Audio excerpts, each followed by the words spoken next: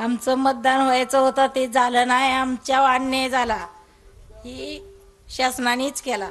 कारण तर आम्हाला इथं मतदान ब्लेट पेपरवर घ्यायचं होतं, ते घेऊन दिलं नाही. आमच्यावर दबाव आणला, आमच्यात अन्याय झाला आमच्यावर. कारण तर इथं सगळी पोलिस दमदाटी देऊन घरी नोटिसा पाठवून गुन्हा दाखल करून म्हणत होती.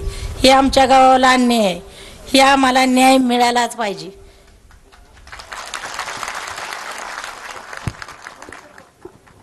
महाराष्ट्र राज्याचे आराध्य दैवत राजा शिवछत्रपती क्रांतीज्योती सावित्रीबाई फुले, क्रांतीसूर्य ज्योतिबा फुले या सर्व महामानवाला महावंदना करून मी 4 शब्द सांगत आहे. इथे आलेल्या सर्व मान्यवरांचं सर्व ग्रामस्थांनी टाळ्याच्या गजरात स्वागत करावं.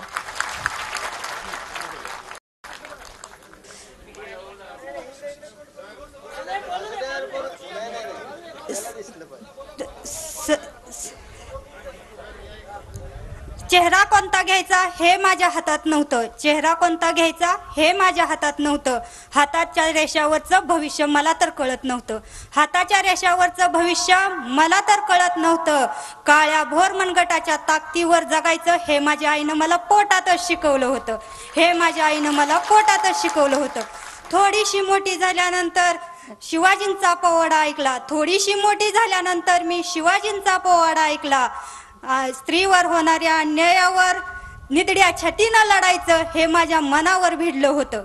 निधड्या छातीनं लढायचं हे माझ्या मनावर भिडलं होतं. गुन्हा ईव्हीएम विरुद्ध ज्यावेळी उठवला त्यावेळी आमच्यावर गुन्हा दाखल केला. असा काय आम्ही गुन्हा केला होता? काय आंदोलन केली होती?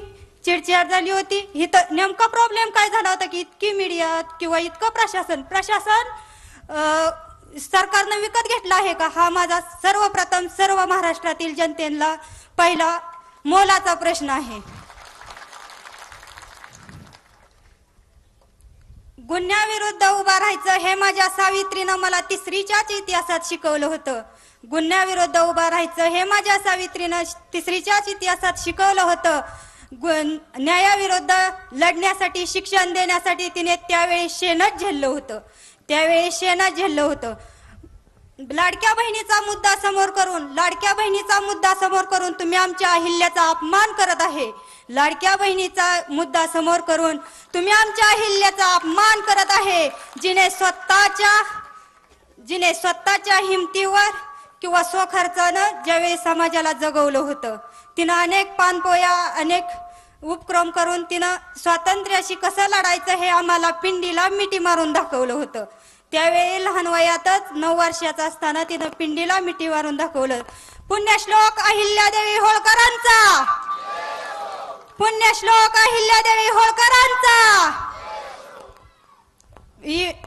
प्रशासनात ज्यावेळी थोडं मोठं झाल्यानंतर माती मोल कवडी मोल किमतीनं आमचं इंग्रज भारतात आल्यानंतर कवडी मोल किमतीनं आमचा शेतमालाला भाव कवडी मोल किमतीनं दिला होता.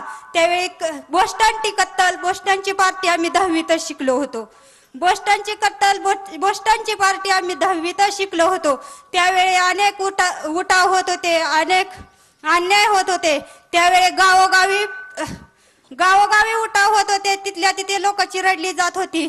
त्यावेळी इंग्रजांना देशातून बाहेर काढण्यासाठी 150 वर्ष गेले होते. इंग्रजांना बाहेर काढण्यासाठी 150 वर्ष गेले होते. असा ईव्हीएम विरुद्ध जर उठवायचा असेल तर गावोगाव उठवून चालणार नाही. मार्कडवाडीत पडलेल्या ठिणगीचा देशभर वणवा झाला पाहिजे. मार्कडवाडीत पडलेल्या ठिणगीचा देशभर वणवा झाला पाहिजे. मी एवढंच म्हणेल की नाद नाही करायचा आमच्या गावात. एवढं बोलून मी माझं छोटंसं मनोगत संपवलं. आपलं मनोगत अतिशय थोडक्यात ईव्हीएम बद्दलच फक्त बोलायचं. काय मतदान झालंय ते फक्त ईव्हीएम बद्दल बोला. साहेबांना वेळ कमी. सर्वप्रथम मी सर्वांचे आभार मानते, त्यांनी मला बोलण्याची संधी दिली. मला जास्त काही माहित नाही, आता मी 10वीलाच आहे त्यामुळे मला जास्त काही माहित नाही, परंतु मी एवढंच सांगू शकते की आमदार साहेबांना आमच्या गावात प्रत्येक वेळेस जास्त लीड मिळायचं, पण ह्यावेळेस कसं काय मिळालं नाही हा सर्वांच्याच मनात एक शंका आहे. या शंकेचं निरसन व्हावं यासाठी आमच्या गावाने बॅलेट पेपरवर मतदान घ्यायचं ठरवलं. ईव्हीएम मध्ये काहीतरी घोटाळा आहे असं वाटायचं प्रत्येक